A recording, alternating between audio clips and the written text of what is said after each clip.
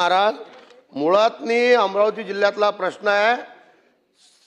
शेतकऱ्यांनी जो सावकारापासून कर्ज घेतलं, आता मंत्री महोदयांनी सांगितलं की 574 परवानाधारक आहे, यांच्यापासून 43,963 लोकांनी घेतलं।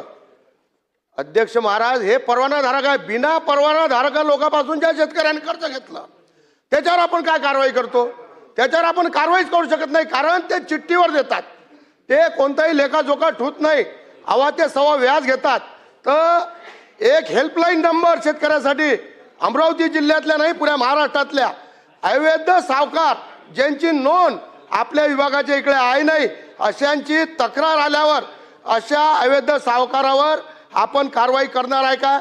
हा पहिला प्रश्न आहे माझा अध्यक्ष महाराज। दुसरी गोष्ट, ज्या आपल्या बँका आहे हे त्यांचं फेल्युअर नाही काय? जर सावकाराच्या इकडे शेतकऱ्याला जा लागते तर ते बँकेचं फेल्युअर आहे, त्याचं कारण काय? मंदातनी काही मध्यवर्ती बँकांनी शेतकऱ्याला विश्वासात न घेता पुनर्गठन केलं अध्यक्ष महाराज, आणि पुनर्गठन केल्यामुळे त्यांना डबल कर्ज मिळालं नाही आणि कर्जमाफीमध्ये ते सध्या बसू शकले नाही। माझ्या जिल्ह्यातही असाच प्रकार घडलेला आहे। मग एक तर पुनर्गठन त्यांना विश्वासात न घेता केलं गेलं, त्यामुळे त्यांना बँकांनी परत कर्ज दिलं नाही, मग त्यांना परत सावकाराकडे जावं लागलं। तर असे पुनर्गठन ज्या शेतकऱ्याला विश्वासात न घेता बँकांनी त्यांचं पुनर्गठन केलं असेल तर अशा बँकांवर आपण कारवाई करणार आहेत काय? आणि अवैध सावकारावर आळा आणण्यासाठी आपण काय उपाययोजना करणार आहे? हा माझा तिसरा प्रश्न आहे। अध्यक्ष महोदय, मी आपल्याला थोडीशी विस्तारित माहिती देऊ इच्छितो। पात्र परवानाधारक सावकाराची संख्या सगळं एक मिनिट सगळेच येतो ना।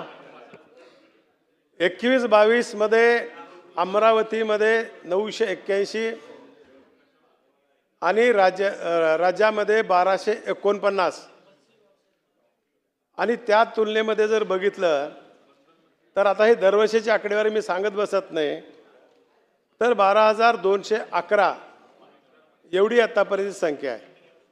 सावकारांनी दिलेले कर्ज 22 पासून आतापर्यंत 400 कोटीची फक्त वाढ झालेली आहे, आणि बँकेने दिलेलं कर्ज आहे 22 पासून आतापर्यंत कर्ज दिलेलं आहे 5 वर्षामध्ये 12,415 कोटी रुपये कर्ज आपण इकडे शेतकऱ्याला दिलेलं आहे।